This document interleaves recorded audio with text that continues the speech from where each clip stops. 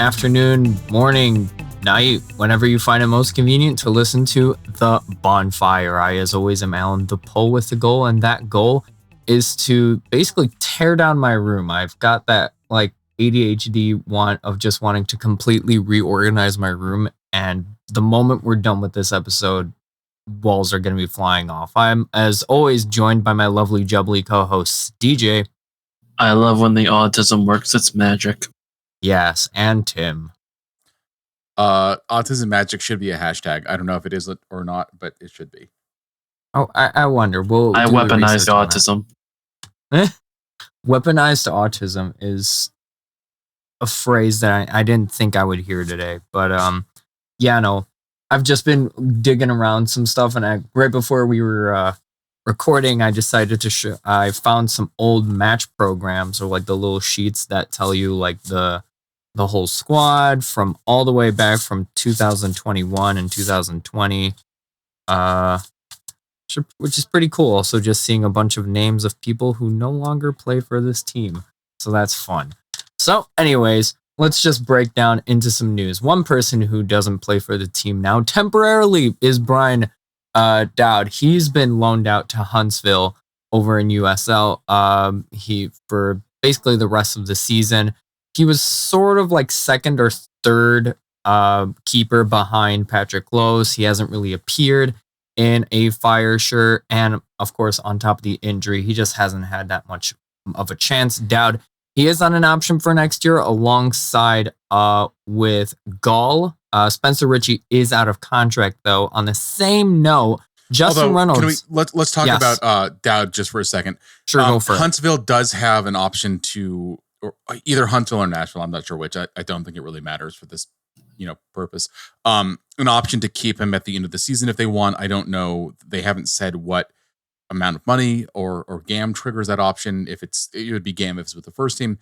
But that is a realistic possibility. Dowd preseason, I got to talk to him for a while. At the time, the plan was for him to get as many minutes as he could with Fire 2 and then move up to Fire 1 potentially at some point in the season and maybe get a little bit of game experience there. Obviously, that didn't really work out as planned, largely because of the emergence of Patrick Lowe's, who has just been, phenomenal considering especially like his age, his level of experience, and frankly, like there's teenagers his age that look like men. Patrick Lowe's is not one of those, and still he's playing against full size men despite not really having, I don't think, like reached his full size yet. And so that just kind of denied Dowd the opportunity. So it's really good that he's getting minutes somewhere. True. We may not see him again, but if we don't, it's because a team really wants him and wants to give him an opportunity. So I think that ultimately is one of those things that like you want to be known as a club that doesn't stand in the way of players getting opportunities like that. And Sure. The more that the Fire do that, I think the better it is for us. I feel bad for Dowd though, just because it wasn't his fault originally that, he got injured, and all of a sudden now he's realistically, he's fifth string, factoring in loss. Well, and that's why the move is a great thing for him, right? Because it gives him a new chance, a new opportunity. He's going to a team that does need help with goalkeeping, so like he will be getting minutes there. I would be very surprised if he did not. He obviously, was a multi-sport athlete in college, which should give him a leg up, so to speak, with some of the distribution and stuff like that. That is often one of those things that is like later to develop for goalkeepers. So, again, like it's unfortunate in a way that it didn't happen the way that he wanted it and the Fire did. But like ultimately, if the Fire have a better goalkeeper than they thought in Patrick Lowe's, and Brian Dowd gets the chance that he thought he'd get this season, it could be one of those like win-win things. Yeah, and also, we just have that incredible thing that the Fire are just goalkeeping producing machines. Like we just have goalkeeper after goalkeeper right now. So that's it. It's bound to happen, unfortunately. Yeah, I would say they grow on trees, but as far as I know, there are no trees left in Bridgeview. anyways, as I was mentioning, Justin Reynolds has returned from Lugano. Tim, do you know what his status is in terms of whether he can play for any of the teams or whether he's just sort of in limbo? So yeah, he actually, because of the nature of the loan, it was kind of an inconvenient way the loan worked out. He had to be registered as an international player in Switzerland. So they didn't consider it to be a related club. Because they're separate clubs and they're, like that's the way they see it. It's not like the Lugano's reserve side. MLS saw it as a related club. So he simultaneously had to occupy an international spot in Switzerland. And he had to occupy a roster spot the entire time in Chicago. But because he had to occupy a roster slot in Chicago, he will be eligible to play. I think technically his transfer certificate, which is a FIFA thing, may have to come through. I think that happens automatically at the end of the loan, which is happening basically as we're recording. It's a little bit into the early wee hours of July in Europe when we're recording. So I believe that he's eligible to play Wednesday against the Union. I don't think that we're going to see him Wednesday against the Union, but I think he is a rostered player that is eligible. With everything going on, I genuinely be shocked if we don't see Reynolds play at all before the end of the season. For a while, it looked like MLS Next Pro more or less shut down loans to USL, especially USL Championship sides. But the gap between USL Championship and MLS is big. The gap between MLS and MLS Next Pro is even bigger. And so you have this weird situation where there are players that were considered good enough to make it onto a bench, but not good enough to get minutes in MLS. And there's just no way for them to progress if they're not seeing the pitch in some meaningful competition at some point.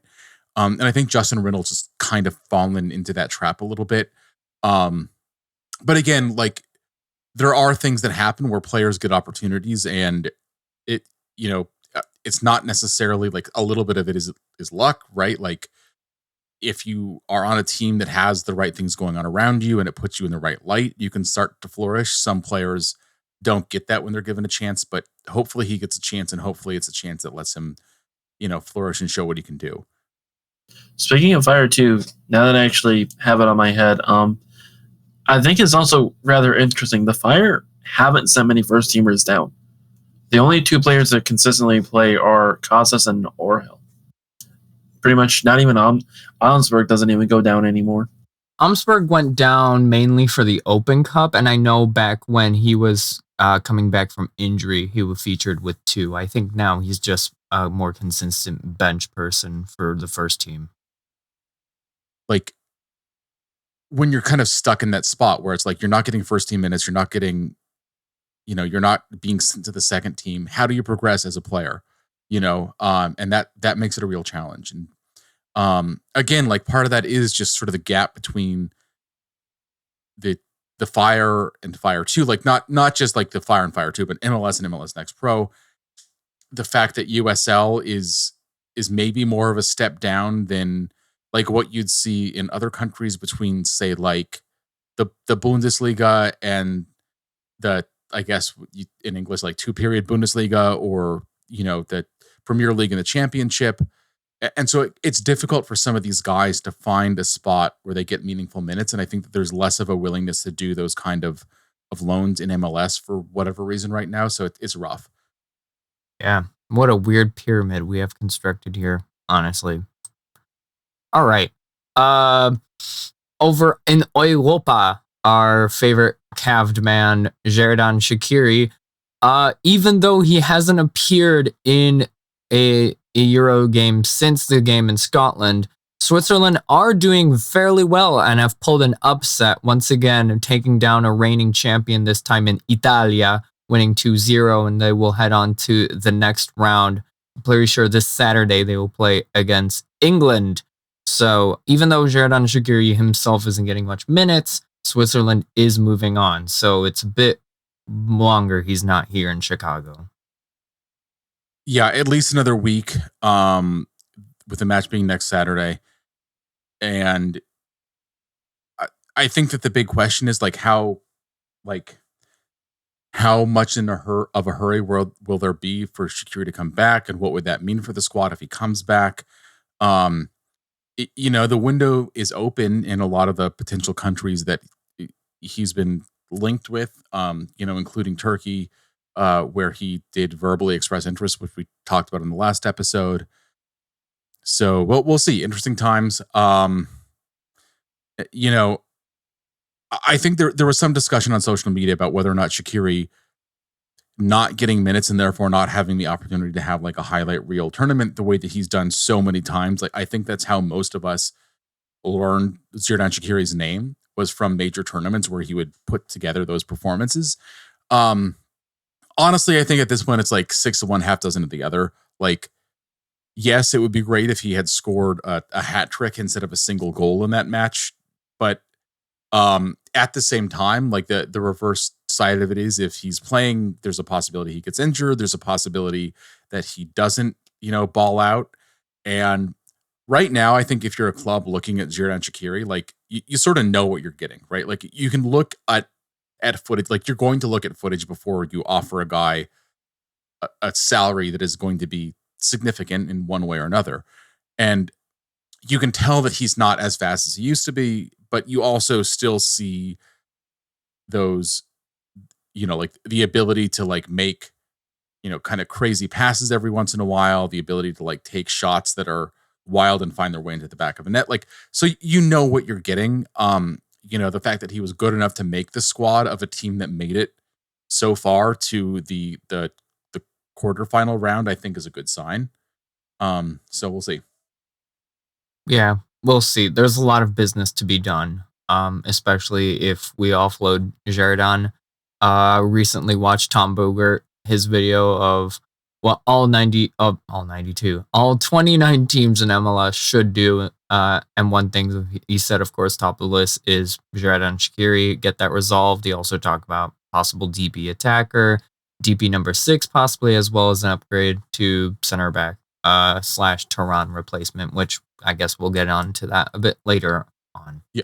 Yeah, and I spoke to him a little bit about some of that. That's not necessarily the priority list that I've been hearing from the Fire side, but it's not necessarily that far off either. Sure. I think the needs are fairly obvious. I think the question is like, how do you attack them? How do you how good of a player do you think Brian Gutierrez is? Because I think that a lot of people that see him practice, see him in training every day, I think that they see a ceiling that a lot of people around the league don't yet fully appreciate. And so that shifts things a little bit. So, but I mean, right now the Fire roster is completely full. Back to the Justin Mertz thing, he never vacated a roster spot. The main roster, the reserve roster is full. Any new player in means that somebody's got to go. What are the odds, though, if someone does come in, the first person on that list is Glasgow? Yeah, the team has been talking, we've asked Frank Lopez about this, and that, he said the team is trying to find a way to get him more opportunities. He can play in 2 games in MLS with his current, being called up from Fire 2 deal. He's played in those 2 matches, so no more matches for him until he's able to get a first team deal. So yeah, but I mean, again, it would have to mean that somebody moves, right? Now, obviously, you don't need to vacate a DP spot for Omari Glasgow to get a first team call up, but you got to move somebody on. Mm-hmm. All right. And then real quickly before we get to the game, Jesse Marsh, former Fire player, he was now the head coach of the Canadiens men's national team. Copa America, his squad, is into the knockouts after a 0-0 draw against Chile, which gives them second place in the group behind Argentina. They couldn't really find a way to finish Chile despite going up a man in the 27th minute thanks to a Gabriel Suarez red card. And yeah, no, good on Jesse and the Maple Leafs, I guess, of the Red Maple Leafs of Canadian national team. I don't know. I'm not sure what the nickname is for the Canadian national team. What is the nickname? It's like USMNT where there really isn't one. It's like I would just said the Stars and Stripes, red, white, and blue, stuff like that. So I don't know. That's me trying to be creative and totally fumbling. The half faces. Yeah. All right. The Laura Secords, I don't know. There's a joke there somewhere. The Canadians. All right.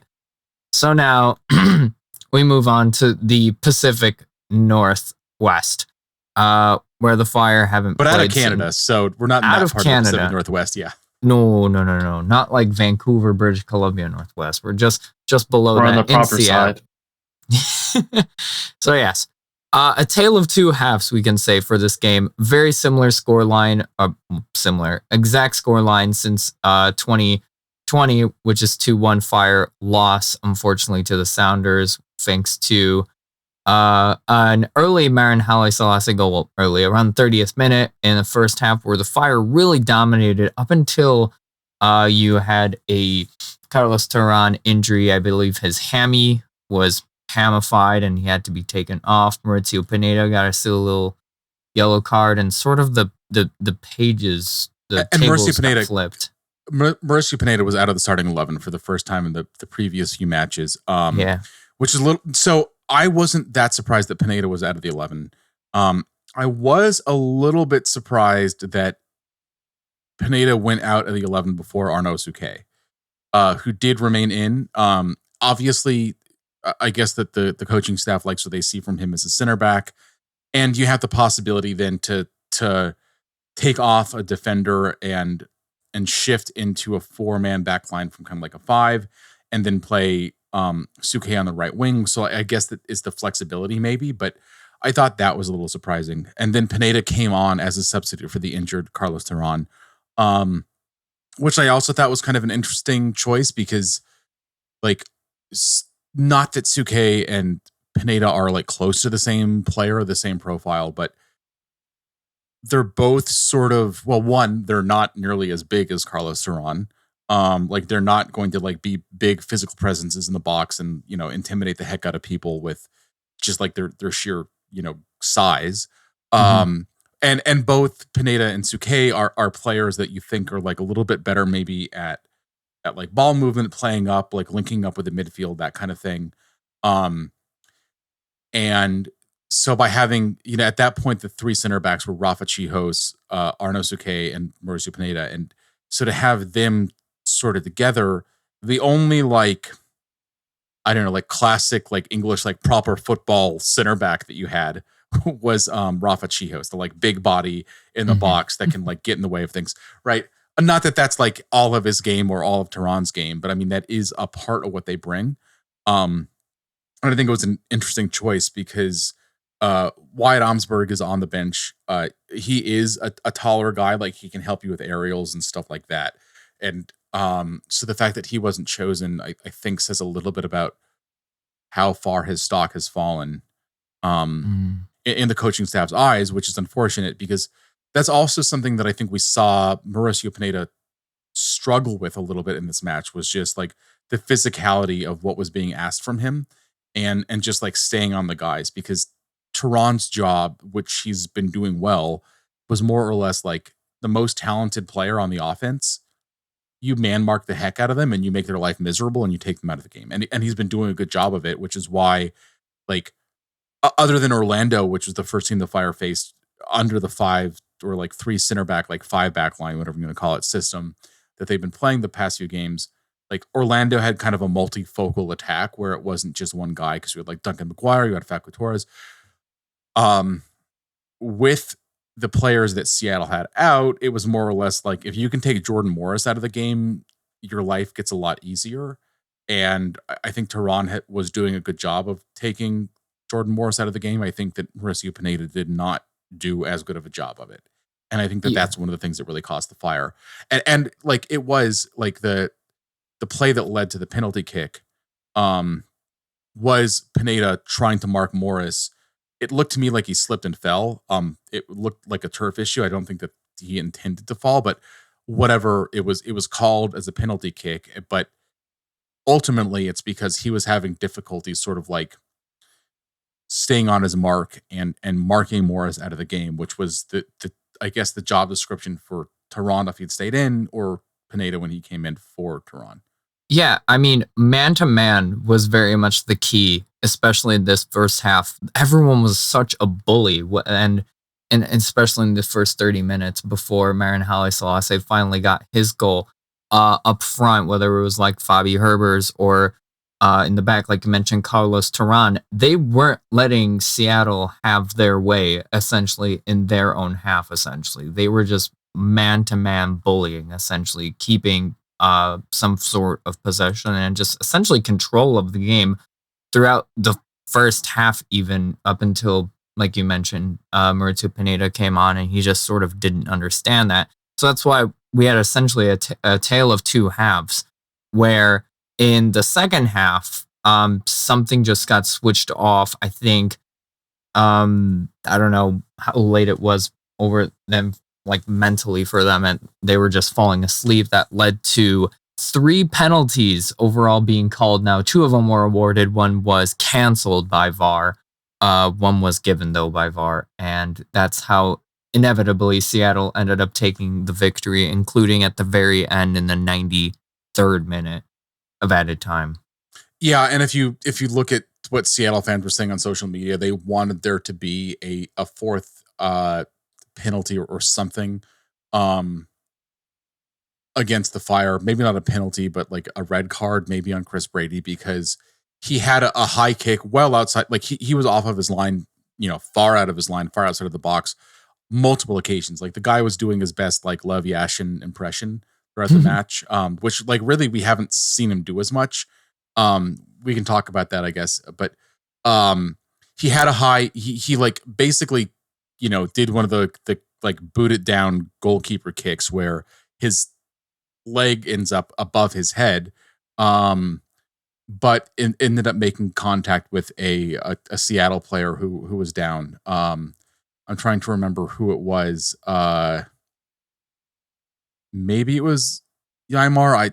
Off the top of my head, I don't remember, but it was the 69th minute, and Seattle fans were calling for something. I didn't think there was anything in it. I think if there was, maybe at most it was a foul, which would have been, a free kick from that position, and Brady would have had time to get back to his line. So, like, I don't think there's a lot in it, but it was something where, like, Seattle fans seemed to be very much hard done by the ref, according to them, and yet it was reffing decisions that more or less won them the game because 2 goals off penalty kicks.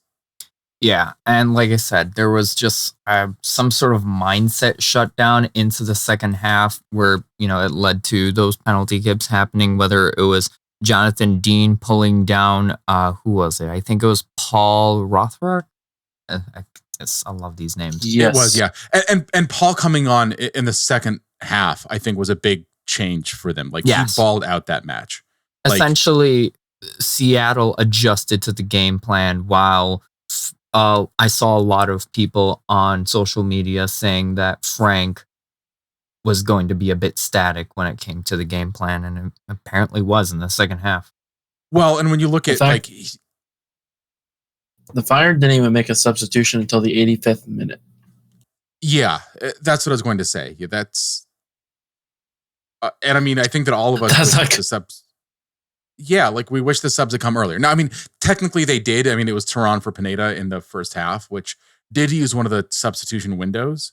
But, I mean, the Fire it felt like the team was kind of on the ropes a little bit throughout the second half. Like they controlled the terms of play in the first half, and the second half was just like all Seattle.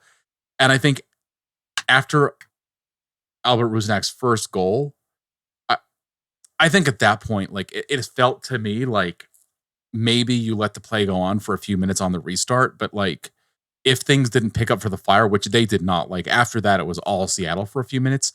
I think that's when you say, okay, like we had this plan. It isn't working the way that we thought. Something's got to change. And again, like, you had multiple players on the pitch that are positionally flexible. Like, Maury Pineda is capable of pushing up into the midfield and playing kind of like a 6, or I think that he can play an 8 role pretty well too. Kellen Acosta didn't start for the first time in several matches. It's just one of 3 matches he didn't start this year. I asked Frank Klopas if it was because of an injury concern or anything like that. He said it wasn't. He said he cited the number of matches the Fire are playing in the next week with a match on Wednesday, followed by a match on Sunday. Although at the same time, this is right after he gave an answer where he said that he wasn't worrying about squad rotation because he wanted to play Saturday's match on Saturday and was going to worry about Wednesday on Wednesday. So not sure what you make about it, if that was or wasn't squad rotation, but whatever, it wasn't an injury concern apparently. Just Acosta wasn't there, and you kind of think that like a guy like him could really help stabilize the midfield and the whole like fire structure on both sides of the ball. Yeah, and lack of substitution, Seattle essentially still controlling their game. They did get another penalty call, but that one was canceled by VAR, and then it took a few more minutes before those changes were made until the 93rd minute when, honestly, we can talk of the thing that happened beforehand, where apparently there was some sort of power outage in the Seattle area, and the lights were flickering on and off, and people watching on MLS Season Pass noticed that we were getting butt cam, essentially, of the players / the fourth official / whoever was just standing in the cameras, and they had to use the field side cameras pretty much right up until the 93rd minute when the third penalty was called, and the second one that was awarded. A very interesting MLS After Dark situation. See, I think this is one of those things because you guys are a little bit younger than me, where it's like you're maybe like in between, is like having seen this or been a part of this and getting to see it. But like when you reach a certain age, like you'll get your like footage of like nieces and nephews and like children where it's like someone's game and like somebody's sending you highlights of their kid's game, and it's always shot from exactly that angle. Yep. So I was pretty comfortable with that. I was entertained. I was like, this looks very familiar from like being in Poland in the 4th or 5th regional tier, just sitting near the middle, like from the front, and just seeing like the action just go back and forth. Yeah, exactly. Now, I mean, honestly, there were some advantages to the viewpoint. Like it's easier to see player numbers and stuff like that if you're trying to figure out like who did what. That's of course assuming that you weren't getting obscured with the player numbers by something that Georgios Koutsias' fine buttocks. Yes, his tucked in buttocks. Or Brian Schmetzer's slightly less fine, more middle-aged white dude buttocks. Yes. But yeah, no. I will say it gave me a lot of props for referees, because just watching them, like, good Lord, how are you keeping track of everything that's going on with this from this angle? What the hell? I mean, there are so many jobs like that. Like, there's jobs that I think I could do, like if I like had the chance, and there's jobs that I just know in a million years I could never do even semi-competently. And being a referee is one of them. Just like keeping an eye on like 22 people simultaneously while looking at a watch, while like keeping an eye on relative position. Like there's no chance in heck I could do it. All while getting yelled at by those 22 people and the entire crowd behind them. Yep. The crowd and the bench and everything else. Yep. And then you're also having to communicate with the like other officials, both those that are like there and now with, VAR, with like those that are not there. Like, man, it is just a heck ton of work. True. And this isn't even factoring in the cuckoo clock vibes. Okay, so, well, yeah, I don't think we know what to do with that statement, but okay. Neither. That's why we continue moving on. And with this weird camera angle, it was where we noticed, like, around, like I said, what's funny is that the camera, they were doing pans to the stadium clock to like show like about what time it is, and then like quickly panning down, like, and like doing really cool wide like zoom ins on like Brady and everything like that. Like that was entertaining. Like the score bug completely disappeared when this happened. So like I don't know if it's because the signal that goes from the game clock, which is the actual game clock, to like what appears on your screen to show like the minutes and seconds. Maybe they lost that feed, and with that they just couldn't really. Maybe there's something in the way the system is designed where like they couldn't show the score or anything. But, like if you were turning it, like it was literally like matches from before when I was born, where like there was no score bug whatsoever. So you like turn on the game, and like periodically the play-by-play guy or someone would have to like say the score, like the team is up, like 1-0 or 2-1, whatever like the score was, because there's nothing on the screen to tell you that. Yeah. So I had to constantly check my phone, which usually I don't like doing that because usually the phone, like the numbers on the phone is a bit ahead of what it is on the game.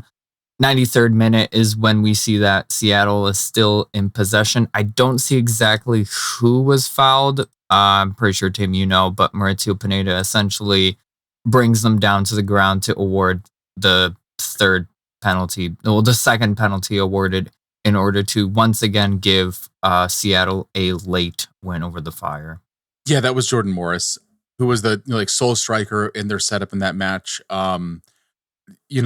Really the most goal dangerous guy on the pitch. He is he's a big physical player. Like he's sort of like that classic striker mold of big guy can muscle his way into the box. And again, like the kind of guy that I think like Carlos Teran could handle, and Mauricio Pineda struggled a little bit to handle, both in terms of like speed, because Morris does have that like explosive speed aspect to his game. Like we've been saying his name for a long time, so I feel like we're hearing his name if you're like you a USMNT fan. But he's still 29, so he's still like middle of his prime. Basically, he hasn't really slowed down that much. And I think Pineda had issues both with just like that burst of speed that he can give you. Although like long-term foot race, I think Pineda could probably win it, but like that short-term, not as much. And also just like the physicality of like getting out muscled in the box and entry into the box and stuff like that Morris is so good at. And I think Pineda didn't really have the answer for. Yep. So truly an unfortunate ending. I personally think it should have just ended 1-1. They should have just kept their head in the game. And unfortunately for some players, that just wasn't able to happen. So with that loss, I'm pretty sure DJ, you have the stats on this. Yeah, so this is officially in a 34 game season, tied for the worst record through 20 with 18 points, tied with 2011 and 2016. The latter of which, if the Fire continue like the latter of which, then they're probably going to finish runner up for the wooden spoon. And again, that's only because for a while it looked like the Revs were on a speed run to get like worst team in MLS history, and then San Jose were like, "Wait, hold my beer." San Jose, the team that they had one good season 12 years ago, and since then they've been trying to get that back. Yeah. Oh, come on, DJ. You're even though you're not old enough to really remember this, like an old enough MLS fan to know that like San Jose has won several trophies after that. They just won them in Houston. No, that was 20. No, I'm talking 2012. No, I know. They had the current incarnation of the team has won in San Jose, but like the actual San Jose Earthquakes now playing in Houston. The OG ones that controversially moved and then decided, hey, let's sell Landon Donovan to LA Galaxy. No one will get angry by this move. Nope. And now here we are. And finally the Fire are back at home. Unless you wanted to say something, Tim. Yeah, one more beat. I do think that, and I asked Frank Klopas about this after the match. He didn't think it was an issue. I asked him about the turf. It looked to me from what I saw that the turf was an issue in several of the key plays in the game. So like at one point, like in the 60th minute, Gaston Jimenez was just like literally had both feet planted, and it's like he couldn't move and he had his hands on his thighs. And I think that was a pitch issue. I think that the play that led to this second penalty kick was also a pitch issue potentially. And there were several other times where it just looked like the ball wasn't moving that well on the pitch and stuff like that. Again, I asked Frank Klopas about it, and what he said was essentially that he didn't really think it was as much of an issue with the artificial pitch because it was raining. So that makes everything slippery. He said that, quote, when it doesn't rain, then it dries up and the game becomes really slow and it's difficult to move the ball. There's also more risk of injury that way. So I think that it was a factor. Like there's times that artificial pitch looks gorgeous, but this looked like, I mean, if it was the carpet in a hotel, you'd probably ask to change your room because you'd worry about what happened on it. The carpet hotel. And then the only other thing that I want to shout out, just for a second, maybe if we want to talk for just a beat, the first penalty was on Jonathan Dean. Now it's the second. It was eerily similar to the penalty that happened last week against the Fire, where it's a player going in on net, and the decision ultimately is to try grabbing the attacker's jersey and hauling them down. Again, like it's rugby. Taking lessons from the Hounds, I guess. Yeah, maybe them playing on the same pitch, which is only going to happen for the rest of this season, or practicing on the same pitches. It's maybe that's getting to someone's head, but like it was just such an easy penalty call. Like there's no controversy with what happened. And Dean was outworked. I think that this match more than any other showed that like a lot of Seattle's attacks came through the right channel, which is like the like Fire's left, which is where Dean was playing. And I mean, they did sort of smell, I think, like a little bit of blood in the water on that side, and they were able to work things down that side when they kind of got their act together in the second half. This isn't really a complaint against Dean. It's just, go ahead. Dean definitely showed why he's better as a backup left back than the starting left back. And he's naturally a right back, right? So like, it's one of those things where like the Fire had two guys that play right back on the pitch in Alan Aragoni, who also plays left back. And I think, frankly, like I think that, I don't know what ambidextrous, I don't know what the word is for feet, ambipedalous or something like that. I don't know. 2 feet. I think that Aragoni is more naturally 2-footed than Dean is. I get that, like that. I think the decision is you put Aragoni on the right because you get the most out of his two-way play that way. But I think that it opens the Fire to getting worked on their left side of the pitch, and we saw that tonight. We saw that last week too. I mean, part of it is like like against Orlando, the Fire were facing Facu Torres, who's like one of the best in the league, and he's just like is a special player at his game, and like he's gonna beat defenders every match that he plays in. Just beats them a little bit more when it's sort of like your third choice at the spot. Yeah. Which again, like isn't a complaint about Dean. It just is a realization of where the Fire are, where like they don't have a natural left back. It doesn't look like they're going to have one on Wednesday, and it doesn't look like they're going to have one on Sunday. Like we don't really have a timetable yet for the return of either Andrew Gutman or Chase Gasper. What a shame. Or I'm going to be perfectly honest. With both of them going out, I think that's part of why the Fire has so many problems.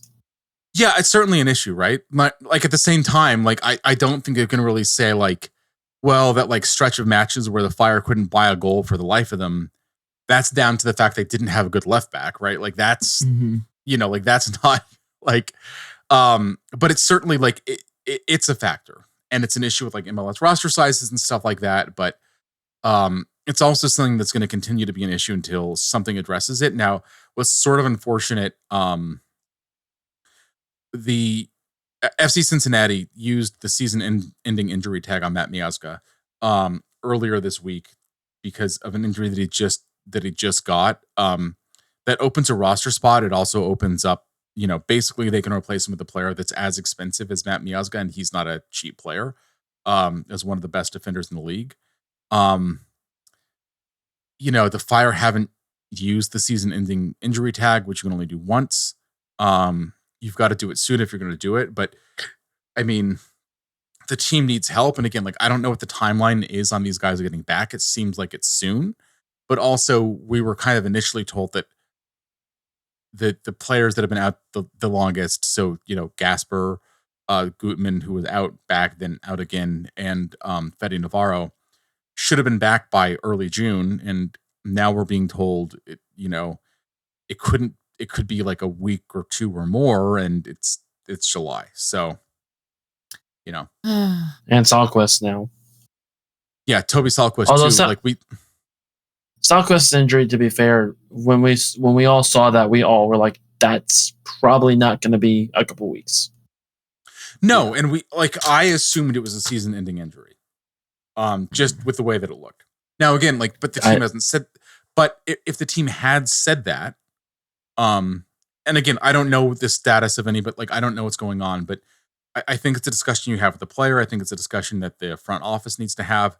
But Salquist is sort of like Matt Miazga. He's a big salary cap hit, and if you don't think he's going to be able to contribute, I think that you sort of the question becomes no player comes back at 100%. It just doesn't happen. You come back at 80%, 85 or whatever, and you work your way back to match fitness. I think that you have to just ask yourself, do we need help sooner than that? Do we need to know that we can get help? And how do we deal with that? And again, do we need to look at that season-ending injury tag on someone, again, not knowing the timetable because we haven't been told that, just to free up some cap space, free up a roster spot, and be able to bring someone in to help the team, because right now the team is down 3 starters in the back line, and that it doesn't feel like it in some ways because the Fire got results with missing 3 starters in the back line. But if I told you the team is going to be out 3 starters in the back line, you would assume the team was not going to get results, right? No, sir. Oh, yeah. All right. We back from a rather long away stand, finally, to Chicago on a Wednesday against the Philadelphia Union. So, Alan, are you going to give people directions to Soldier Field for multiple ways? Because it's been a while. I think people may need a refresher. It genuinely feels more than a month or whatever it has been. I'm going to need a refresher, honestly. So, the Fire are hosting the Philadelphia Union, as honestly both teams are struggling below the playoff line. The Union, they lost 4-2 in their last game against Montreal. And then they also previously lost to Charlotte. They lost to Cincinnati, and they also lost to Inter Miami, who were on 2 red cards somehow. So, incroyable. They're currently sitting, they're currently sitting 12th. 4 wins, 8 draws, 8 losses, 20th. Just 2 points, weirdly enough, over the Fire. And I think DJ, you had this interesting stat when it came to the Fire and the playoffs. They're only 6 points out and 8 points from a wild card spot, factoring out tiebreakers.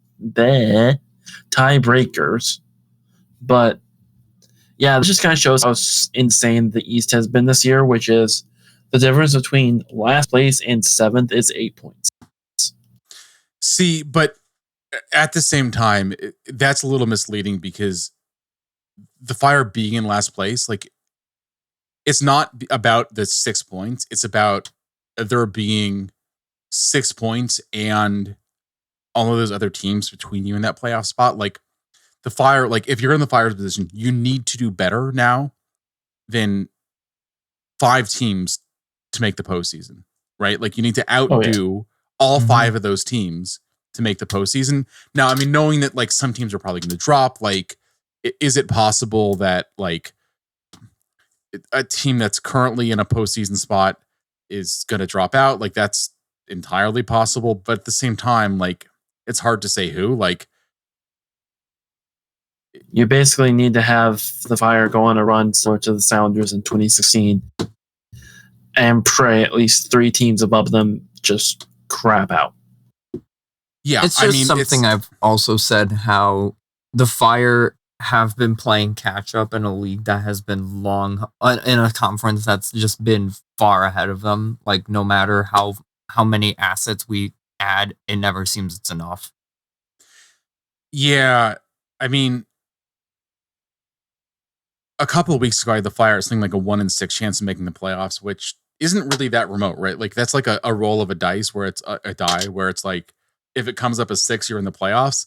And when you roll a die and it comes up as 6, you're like, wow, that's crazy. That's never happened before. Wow, that's an extra turn. Yeah, no, things that happen 1 in 6 times happen all the time.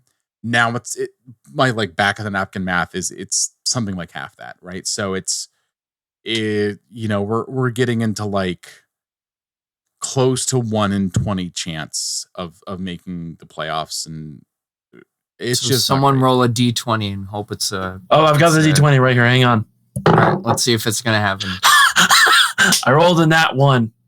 All right, we are screwed. God damn it, DJ. All right. God dang it. All right. I am telling Frank Lopez on you. I'm saying that you're the. We got Oh, Kutzi's tucking his jersey, and we got DJ. Listen. Rolling. Listen, I'm not a bard. I don't have bard instincts. I'm a cleric. I don't know. Where's the dead body for me to necromancy? Okay. All right. Of course, some things that we're gonna, of course, have to watch out for, and honestly, just keep bullying them. If this, you mean other than this becoming a D&D podcast? Yes. Daniel Gazdag as well as Kai Wagner. Those are the two players usually to watch out for when it comes to the Union. So as long as Klopas can get sort of the first half tactics as well as the tactics where we win games and keeping these players like these under control, it could be a possibility. The Fire, they met the Philly in their season opener in Philadelphia or Chesterton, Chester, Chester, yep. Chester, which resulted in a 2-2 draw. They played last year when we played them, also ended in a 2-2 draw. And like mentioned, Philly have had a kind of a weird season. They haven't won since May 18th against the Revs, and they had 3 draws, now 4 losses in a row. As well as, this is a fun fact, the 3rd consecutive match, the Fire are going to play a team that is not in a postseason spot. So let's see if the tables can be finally flipped. They did lose the last 2, it's worth saying, of matches against teams that were not in the playoffs. True. They can't beat teams that aren't in the playoffs. They can attempt against teams that are. I guess. But yeah, I mean, it's been a really rough going for the Union. They tried keeping the squad together. They had the most points out of any team in the league coming into this season over the past 4 seasons. They've been really successful despite not really being a big spender. This year, I know I've used this metaphor before, but like the carriage turned into a pumpkin for them. Like things just have not gone well. On top of all of that, Julian Carranza, who has been, I mean, really, like they got him for like basically, next to nothing. And he has been one of the best performers in the league in his time here. Like he led the Union in goals, tied with Daniel Gazdag, but he had 14 goals last season, 6 assists. Like he's been a beast for them. He's now gone. He's now a Feyenoord player, not a Union player, so he will not be there. Michael Ure, who really is like one of the a midfielder, like a defensive midfielder, like you don't see his name as much, but really crucial to the way they play. Also won't be available. The Fire almost dodged a bullet with Daniel Gazdag being. He almost could have, still been in Euros, but like Hungary didn't continue. So he's back. He played on Saturday. He'll play again on Wednesday. I would assume, I mean, like maybe they're like, well, it's been a lot of minutes on you. I don't know. We'll see. We'll see. I mean, still that being said, the Fire apparently haven't won a match against the Phillies since June 30th of 2022. Which was the only win against Philly since, in the Heights era. So, although they do have draws against them, and again, like the Union have been like one of the if you had to name the toughest team to play in the Eastern Conference over basically the time that Heights has been here, like the Union would be that team every year except. Oh yeah. Mm-hmm. It's sort of a funny match though, where it's like Union fans are like, we've been so close to winning a trophy. We just wish that the front office would spend like literally any money whatsoever. And Fire fans are like, we don't really care how much you spend. We just want it to be a little bit better and be competitive to make it to the playoffs. So it is sort of like a grass is greener sort of situation for the two teams where it's like, they would love, like they would, like Union fans would just like fall out of their seats. They would throw a parade if their front office would spend money to get a guy like Hugo Kuipers from Belgium. Like they would just, it would knock their socks off. That is like literally, I think that like if you tally up the 5 or 6 most expensive transfers in Union history, I don't think that it brings you Hugo Kuipers in terms of the amount of money on the transfer fee. Like that's the kind of difference we're talking about. Yep. All right, gentlemen, any predictions? I know there's going to be fireworks after the match, so. Oh, that's true. That's that game. The fireworks are going to be after that game. Oh, yeah. So yay, fireworks! Thursday, July 4th. I think the game's happening on the 3rd. Oh, I know. Okay, and then be safe when it comes to playing with fireworks the next day, I guess. So, because I know that's what I'm going to be doing. But seriously, Alan's just going to be tying himself to a giant firework and launching himself into space. And the plan is to launch myself towards like an Elon Musk fanboy. Oh no, I was thinking more like Tom. This is Major ground Tom? control to Major Tom. Oh good lord, you two youngins. I'm going with typical childhood cartoon violence. God dang it. Oh, right. I get it now. Okay, Tom and Jerry Tom. Okay. Oh, okay. Young people. Okay. Well, I'll start off with predictions. I'm going to go ahead and say that this is going to be a great 3-2 bonanza at Soldier Field, especially since we haven't been here in a second. The Union are going to want to look to step back, though Frank's going to realize that, let's just kill them at this point. This is the point. I'm going to say 2-1. I'm going to say a 2-1 win. Okay. It just seems like the Fire. Like I know this is like almost like numerology, but like the Fire are due for a win. I don't know. Like it just seems like everything is going wrong for the Union. Things are going wrong for the Fire, but they're going wronger for the Union, just given the expectations on them. So maybe that's where we are. I don't know. Okay. I'm gonna go with a 2-0 win. I'm gonna say Brady has an amazing game and keeps the clean sheet. It'd be the first time in 9 matches for the Fire? 10 matches? 9, 10, something like that. Something like that. I feel bad for Brady, by the way, that the team's bad. A lot of the goals given up, it's hard for him to actually do anything about them. Like he can There's do not a something, goalkeeper in the world that could say, 100%. And like, it's sort of weird. I don't know if this was like intentional, and I don't think we'll ever know that. But like on the team's part with Gaga, just to like, the team had 11 defenders functionally with some of Gaga's clean sheets, and they gave nothing the other way. Not that the Fire this year have been like offensive dynamos, because the number of matches they couldn't get close to goal with a freaking like pass ID and note from their mother. But but yeah, like the team was just so committed to defending for some of those Gaga clean sheets that I think that it makes it hard to sort of compare the performances of like the Fire's 2 like academy product goalkeepers that we've had back to back. Yeah, that makes sense. Brady has shown he is an amazing shot stopper. He is very good. The problem is his defense just fails him all the time. He's also, I think, underrated with the ball at his feet, but at the same time, it was like he was trying to do too much the last match, and so we'll see. But I think that you're like the man does deserve a clean sheet. Like let's make it a 4th of July miracle and give him a clean sheet, guys. Oh yeah, did we mention the fact that last match Chris Brady literally kicked a guy in the head? We did. Okay. I said it should have been, at most it could have been a foul. Like I said, Seattle fans were calling for it to be more than that. Like it. Yeah.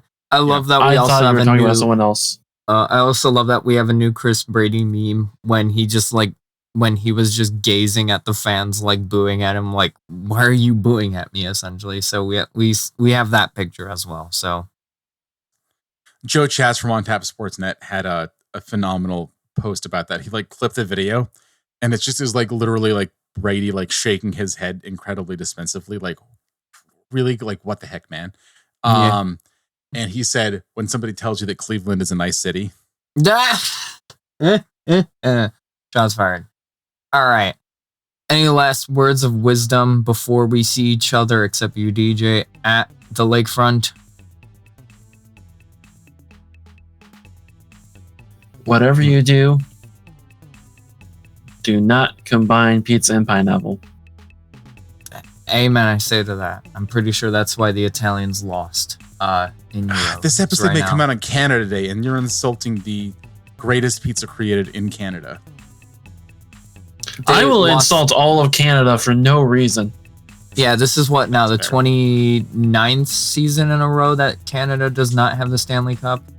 Well, like they're in the knockouts of Copa America, so we'll see how the US does with that. Okay, we'll see. We will insult Canada for a Klondike bar.